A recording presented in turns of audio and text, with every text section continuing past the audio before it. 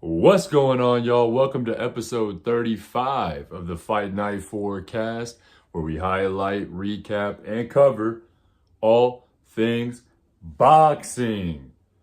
Welcome to our first episode of 2024, episode 35. We're live. Hope everybody's having a phenomenal 2K24 so far, the 200,000th and 24th chapter.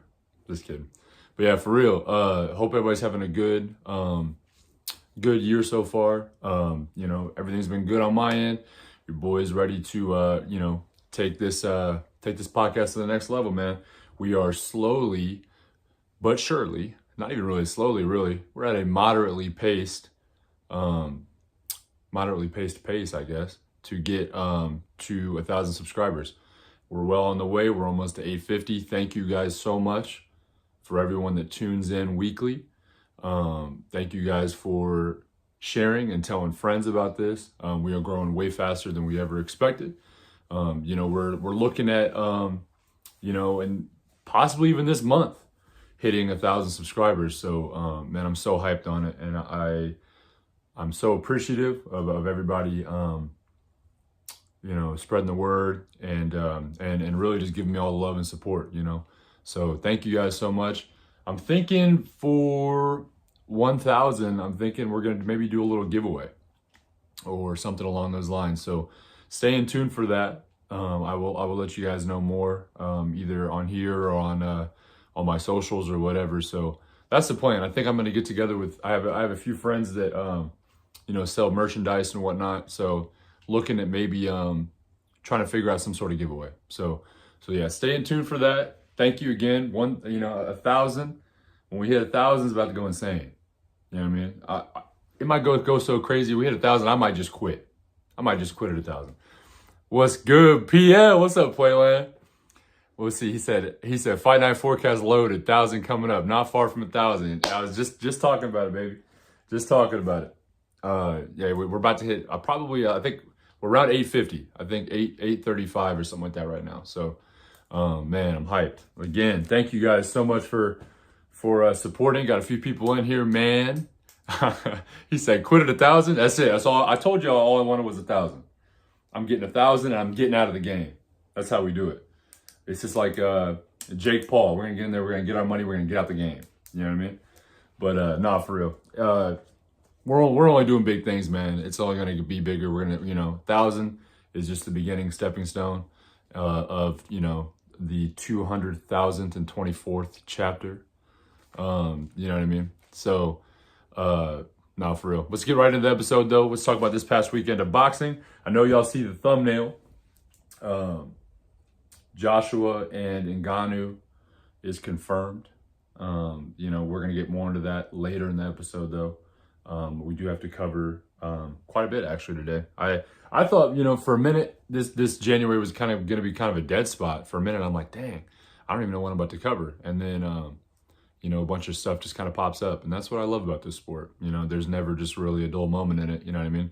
Whether it's, fighting out. If there's not a big fight going on, there's definitely a big fight announcement coming up or, or news or whatever. You know what I mean? So, we actually have quite a bit to cover today. Let's get right into it. This past weekend of boxing, we had the return of Vergil Ortiz Jr. I say return because the last two fight camps that he's had, rather, ended in some sort of kind of health catastrophe, more or less. So I think, I want to say it was the summer or earlier, maybe even spring, he got diagnosed during his camp with a heart murmur or some sort of cardiovascular issue, something along those lines. And he had to drop out of his camp. So that fight was canceled. Then he tried to come back again after that. I want to say that was like in October or something around there. And during his weight cut, actually leading up to the weigh-in, he collapsed. And I think they said it was like partially cardiac arrest or something like that, And he actually came out in some of the pre-fight interviews, and he was talking about how he was just very, very severely dehydrated, and he was cutting down. At that point, I think he was cutting down to 147, and young guy though. He's only 25 years old, and that's just scary when you see any athlete, dealing with those kind of issues at such a young age. You know what I mean? So, but yeah, he collapsed during his weigh-in or leading up to the weigh-in or whatever it was, and so that fight got canceled. Now, dude's a trooper, man. He's back. He's back. A lot of people. And I think at even one point I said it on the podcast that I said that I'm afraid that that might have been the end of his athletic career. You know what I mean? So I know James. A lot of you guys that tune into the show pretty regularly. James is a pretty big fan of Vergil Ortiz, so I know he was excited to see him back in action. You know what I mean? So I was surprised. I really didn't think we'd see his name again, but I'm thankful, right? I think he does nothing but bring good things to the sport, and he's a good talent, and he's young. And I think this fight, I want to say was at a catchweight. I want to say it was like I think it was 56, or something around there. No, it might have been at 54 because if it's a non-title, you got a certain amount of weight. So it might have been just at 154, but he came in I think at 56 or something like that. So he said that this was a lot less taxing on his body. I think that might have been part of what he was kind of dealing with. Was having to cut down to 47 and all that stuff. So nonetheless, well wishes from the Fight Night forecaster Vergil Ortiz and his team. I'm glad to see that he's sticking with it. He's working with what he can, and and staying around the sport. So he fought Frederick Lawson this weekend, and I stopped him in the first round. Some people called it a controversial stoppage. I don't know about that. A lot of people, I posted a short, kind of left it up to you guys to ask what y'all think, and only a few people commented, but a lot of people were kind of in agreement where they're like, nah, Frederick Lawson was getting, he was on his way out, and Tony Weeks he's had some controversial stoppages. We could talk about the Rolly Romero Barroso fight, which Barroso fought actually on the undercard of this, and he upset his opponent. So at 40 years old, which is pretty amazing. But yeah, Barroso won, and I think that was for the WBA interim super lightweight title, actually, believe it or not. So yeah, he's Barroso at 40 years old. He's back in the mix, brother. He's back in the mix. So, but yeah. Weeks has had some controversial stoppages, but I think it's the day and age that we live in now that the sport cares a lot more about fighter safety, and I think that's an important.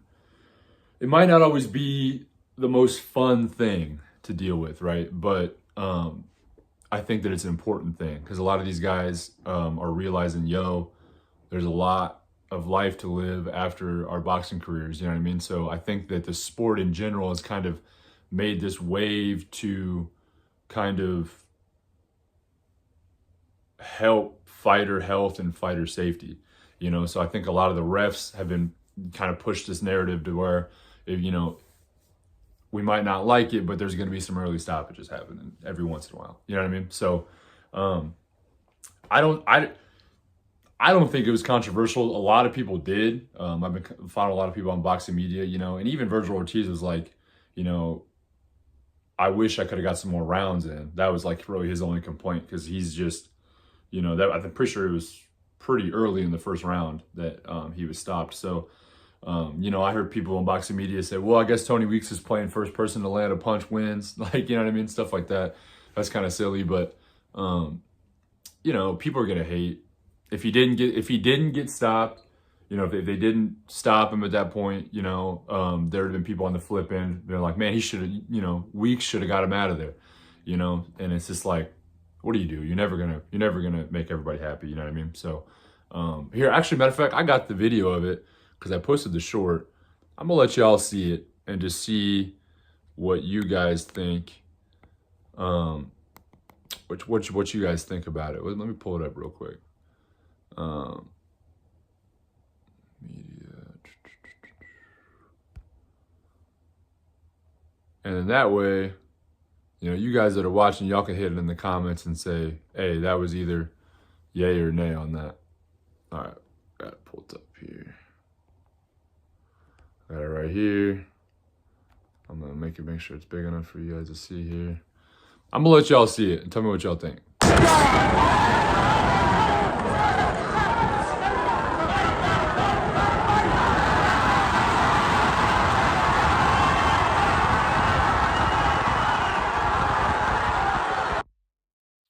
So, what I'm pulling from that is, yeah, some of those punches may not have landed as clean, right? As maybe, I don't know, maybe the ref saw or whatever, but maybe they didn't land clean. But here's the kicker: Lawson wasn't throwing anything back, and he was just shelled up. You know what I mean? So I'm thinking in my head, it's a clean stoppage. I think it was the right call. I think it was the right call. I think if Lawson would have just been throwing back a little bit, trying to throw a counter here and there, or whatever the case may be, or just, kept moving, I think that maybe you could have justified keeping it going. But bro was getting blasted. Not every punch was landing, and I don't think he suffered a lot of injury from it. But I think that dude was getting blasted. He was covering up. He wasn't showing any sign of coming back. Call it. So it is what it is. People are going to hate on the call. It is what it is. Let me know in the comments what y'all think. We can go from there. We can argue in the comments. I love arguing in the comments. But yeah, so let's keep moving on. Let's keep moving on. We got this upcoming week. Actually, a pretty big fight week, and I've been talking about this for a little bit now, how excited I am to see this fight. We have Artur Beterbiev and Callum Smith on the 13th. That's coming up this week. It'll be this Saturday. So yeah, I'm hyped on it, man. I'm super excited. I think that this is going to be an underrated bout. I think a lot of people are kind of sleeping on this bout, and hopefully we're going to see this lead into an undisputed at 175. We've the division 175. It's been a little dry lately. Haven't seen a lot of fights in it. It's really Beterbiev and Bivol. They got the whole division on their back. You know what I mean? So I really do hope, I guess, that we see Beterbiev, Bivol. So I guess that means in a lot of ways I'm pulling for Beterbiev in this fight. But really, like I said it last week in the pod, that I'm not mad at either guy winning this bout. I think that either guy winning this bout makes for a good bout against Bivol. I think both guys stylistically have some sort of advantage that would look good against Bivol. And I think these guys both have a stylistic advantage against each other that's going to make this a very interesting fight, So either way, I'm super hyped. No matter who wins, I'm cool with it. This is Callum Smith's, I want to say, second or third fight in the division at 175. He was obviously a champion at 168, lost to Canelo during Canelo's Infinity Stone run through the 68 division, where he collected all the belts at super middleweight. But yeah, so Smith, I think he was big for 68. I think he's a little more average size for 175. So I think that maybe that weight cut, him not hitting that weight cut so hard at 68, maybe helps a little bit. Maybe gives him a little more power at 75. Because I think that was kind of the one complaint that a lot of people had with him at 68, was just like he just really didn't have that pop on the end. You know what I mean? He was just a very tall, skinny, lanky fighter, uses length a lot. I think he's got one of the biggest attributes he brings into this fight is he's got a dangerous counterpunch and he's got a scary good left hook. So I think that his keys to victory are going to be distance control, because I think he's still got a little length on Beterbiev. It's going to be distance control. It's going to be using that lead hook. It's going to be countering when Beterbiev comes in with that forward pressure, because we all know how Beterbiev fights. He's just come forward, give you the pressure, bring it at you. And I think that's going to be really the big key for Beterbiev in this fight, is he's going to have to get them licks off. You know what I mean? He's going to have to break the distance. He's going to have to get in. I think he's going to have to work Callum's body. Callum's, he's a tall, skinny dude. Teddy Atlas always says it.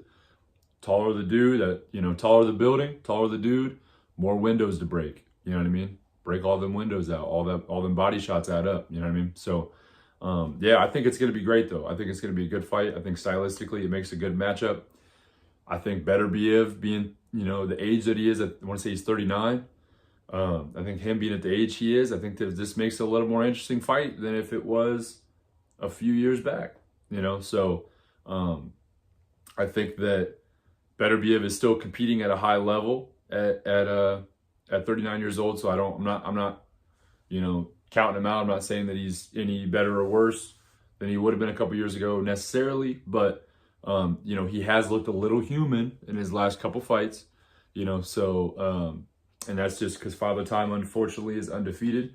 But we just saw Barroso have an insane win at 40 years old. So it's like, I think I've said it a few times on the pod, man, I really do think these athletes now, with the way we can optimize recovery and all the science we know and whatnot, I really do think that we're going to see athletes, even in combat sports, last a lot longer than we did in past years. You know what I mean? So we could maybe see Bivol, Beterbiev in the next year or whatever, and both guys are still competing at a high level. Even though Bivol is 33 or 34 or whatever he is, and Beterbiev's might be 40 by then. I don't know when his birthday is, but nonetheless, I think it's going to make for a good bout. I think stylistically, we're looking at a really exciting matchup. I'm ready to watch it. I didn't see much on the undercard. I know that one of the Maloney brothers is on there. He's defending his belt. I believe that's really the only other big fight on the undercard.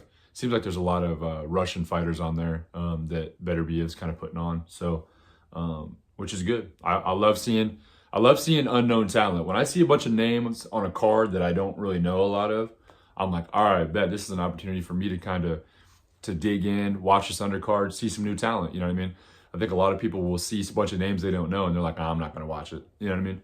But for me, I'm like, all right, bet. I'm about to, I'm about to learn something today about somebody. You know what I mean? So that's always exciting. Of course, it's fun to see the cards where you get all the big names and the people that you like are on it. Like that Day of Reckoning card or whatever. Yeah, that's dope. But even then, on those big cards, when you see guys, those big name guys fighting people you don't know, you get surprised by some of those guys. You're like, well, I never heard of this guy before. He's dope, So, nonetheless, I'll be watching on Saturday. I think it's going to be a good bout. It's in Canada, so I think it's a little more around our time. Finally, we got something that's not in a weird time, So, yeah, I'm hyped on it, man. So, I'm going to go. Everyone likes to hear my predictions. I hate to do them because you never know, but I'm getting more into predictions.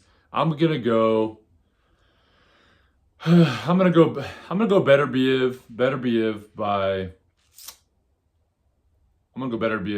by split decision. I think it's gonna go to decision. I don't think that Beterbiev gets Callum Smith out of there. I think that Callum showed that he can take some tough, hard punches. Canelo, in that Canelo fight, he didn't go down. Obviously, Canelo was taking out he left that huge goose egg on Callum's arm because he was going for that lead hook to where he couldn't, try to mobilize him where he couldn't use it. So I don't see Callum Smith getting knocked out. I don't see Callum Smith knocking Beterbiev out. So I'm thinking it's going to go decision. For y'all that may be throwing a little bets down or whatever, I'm going to go decision. I'm going to go Beterbiev takes it because I think that it's going to take a lot. It's going to have to be like a completely lopsided fight, I think, to have Callum beat Beterbiev. Because I think that, a lot of people want to see the Bivol Beterbiev fight finally, So I think it's going to take a lot to upset that. So if it happens, like I said earlier, I'm here for it. But I really do think the Beterbiev takes it. So, all right, let's slide into the last little bit. This is going to be kind of a quick episode. I've been going like almost 50 minutes, man. I can't believe y'all let me talk that long, man. But I have fun, man. We usually have a lot more people in the comments, that's always a good time. So, feel free to hit the comments if you're in here, you know what I mean? Talk to me a little bit, but we'll try to wrap this up pretty quick. We had a few fight announcements that popped up over the past few days. We have Teofimo Lopez. He's going to be fighting Vergil Ortiz, and I'm really excited about this fight.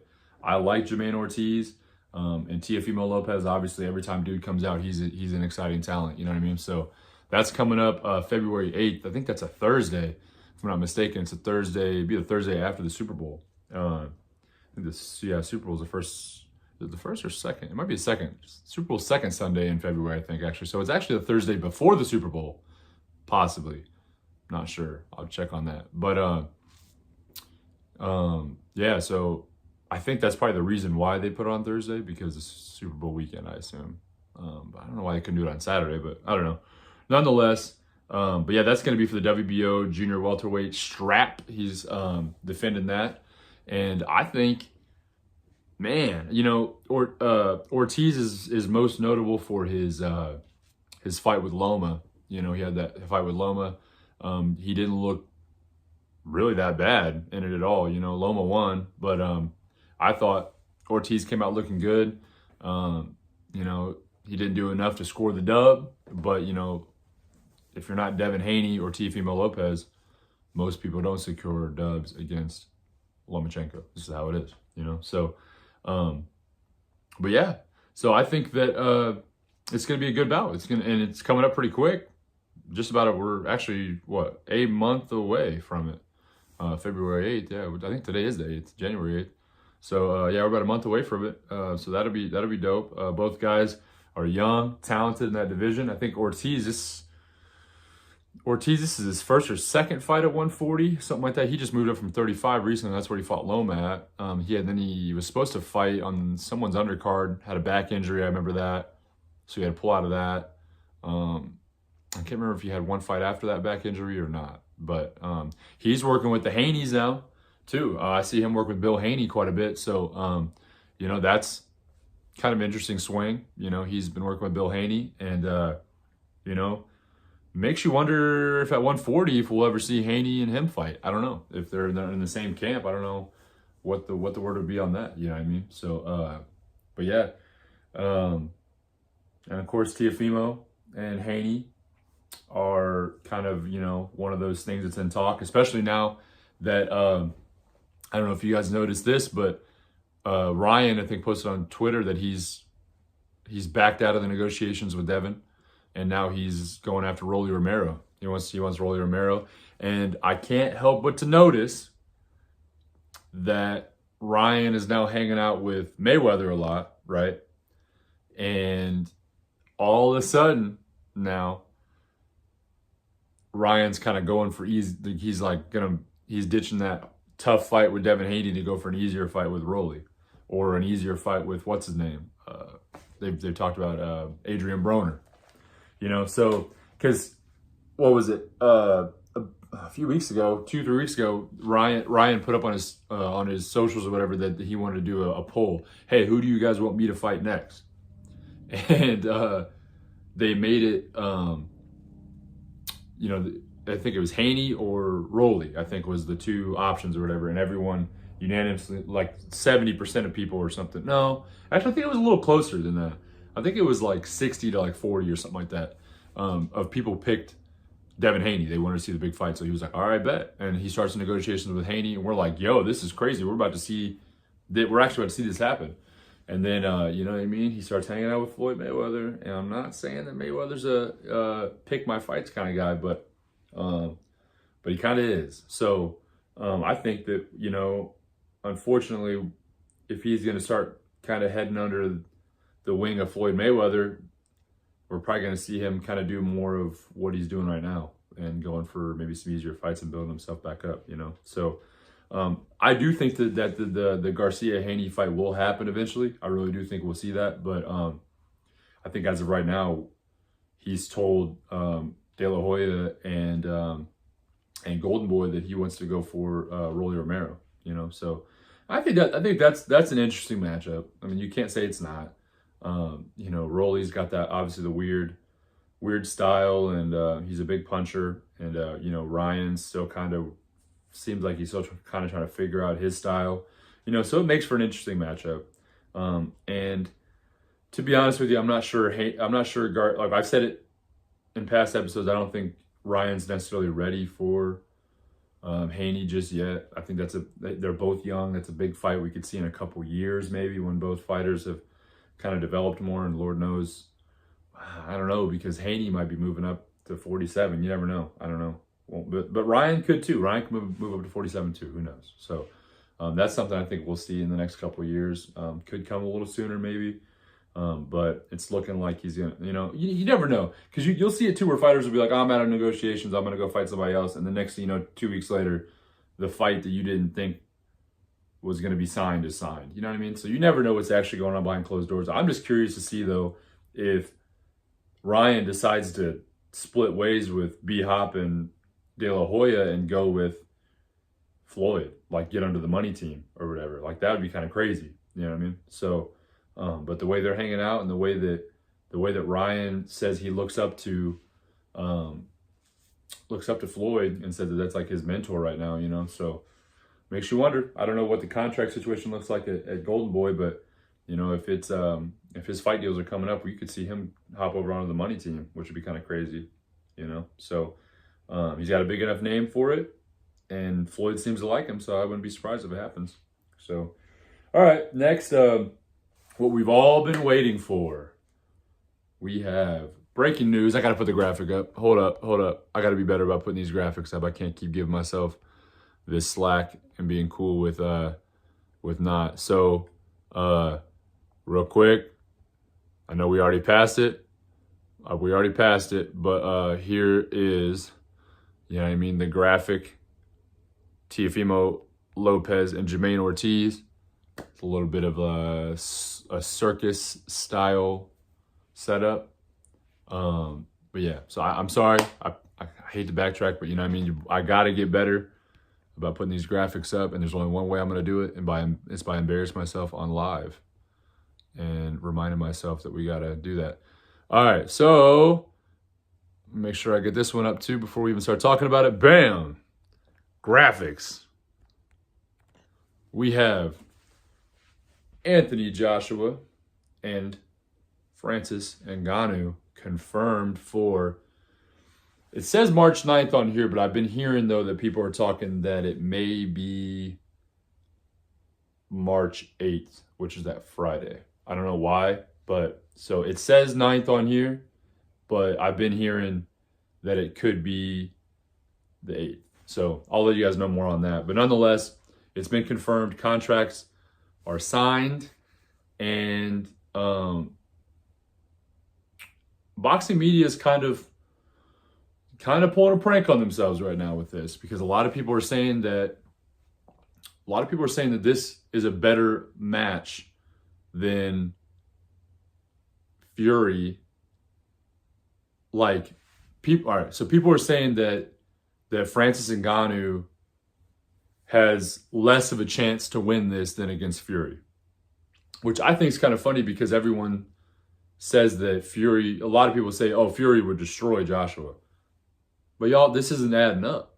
Then. If you guys are saying that Ngannou had a better chance to beat Fury than he does Joshua, then how are y'all out here saying, oh man, Joshua would get creamed by Fury? I don't know. That doesn't make sense to me. And there's a lot of boxing media guys that I follow that are going along with this narrative that, Joshua's going to be a tougher matchup than Ngannou. Or Joshua's going to be a tougher matchup than Fury was for Ngannou. Which I think it's still going to be a tough matchup. I think this is going to be a better matchup, arguably, than with Fury.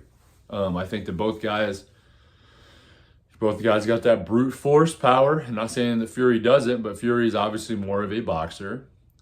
Joshua is working on his boxing and becoming a better boxer as we speak, but working with Derek James and all of them, he's becoming a better boxer, but Joshua still relies on a heavy hand. We saw it in the Wallin fight.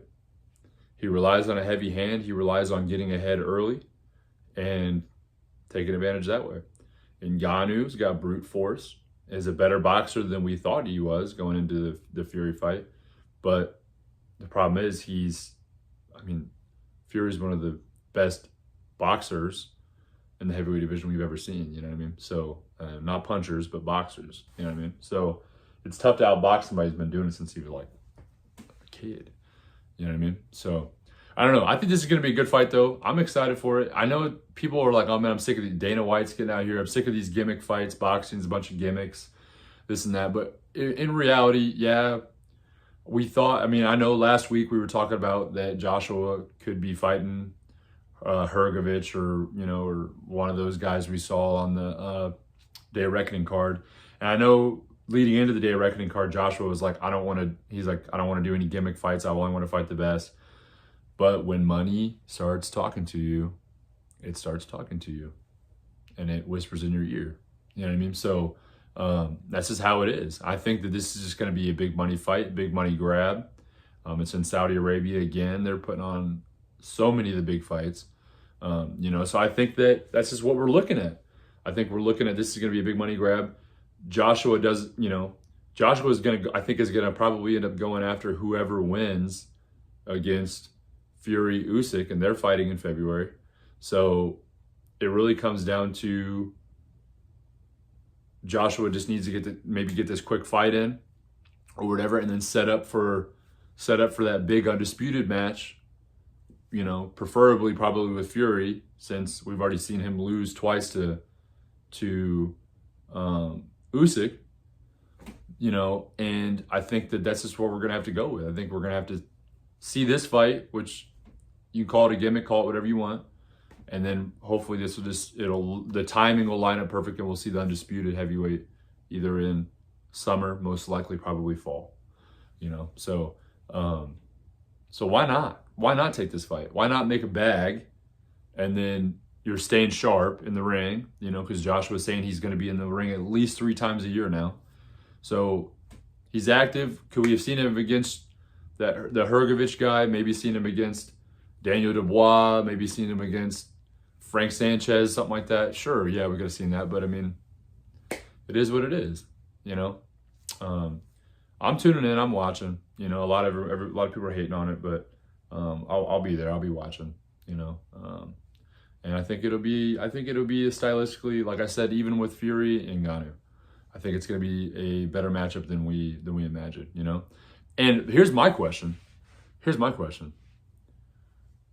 If Ngannou beats Joshua, where does that put him?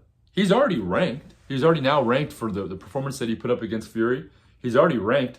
If he beats Joshua, does that make him a title contender? I think if Ngannou beats Joshua, you could argue to put him in there against undisputed. Against whoever's undisputed, Usyk or Fury the second time. They're already talking about they want to run it back with Fury eventually. Why not run it back if he wins undisputed? Run it back and Ngannou wins. Ngannou and Fury 2 for undisputed. Why not? That'd be insane. Likelihood of that happening? Not very, but you know what I mean? Still would be crazy. You know what I mean? So, yeah, think on that. Let me know what y'all think about that in the comments, because that's wild. That's wild. Ngannou beats Joshua, Fury, or Usyk wins undisputed. Bam. We're looking at a possibility of Francis Ngannou being the undisputed heavyweight champion of the world, coming from being heavyweight champion of the UFC. That'd be crazy. That would be crazy. That's all I got for y'all today, man. Appreciate y'all tuning in. Had quite a few people kind of pop in and out. Thank you so much. Thank you so much for my last episode. 34 went crazy, bro. I don't know if y'all have kind of peeked up and seen it, but 34 went crazy. 34 is almost at 300 views, and that's the most I've ever had on any episode. So thank you guys so much for tuning in. Thank you guys so much for watching. We've gained a lot of subscribers from that video. So if you guys are tuning into this one, welcome to the gang. The gang's growing. We're only getting bigger. The shorts are popping off. I'm so thankful. Shorts are averaging a lot more views, and we're getting more and more subscribers every single day. Like I said, I truly do think we're about to hit 1,000 in January. So be prepared for the 1K event. We're about to have a little 1K event, hopefully. So, and if we don't, it is what it is. You know what I mean? But I'm gonna reach out to some past sponsors and some friends of mine that they do all kinds of different merchandise stuff. Friends with a lot of people that are kind of, you know, they have these little small businesses or whatever. So I'm gonna see if I can maybe do a little promo for them or something and get some gear or something on here to give away for 1,000. Just for me, just me showing my appreciation to y'all for you know, believing in my dream. You know what I mean? So and I hope y'all are chasing y'all's dreams as well, man. That's the most important thing. You know, make sure this year that you work on yourself and you know, make things happen in your life, whatever that vision may be. Make things happen in your life. So thank you all so much for tuning in. Thank you, thank you, thank you. I will see y'all in the next one. Peace.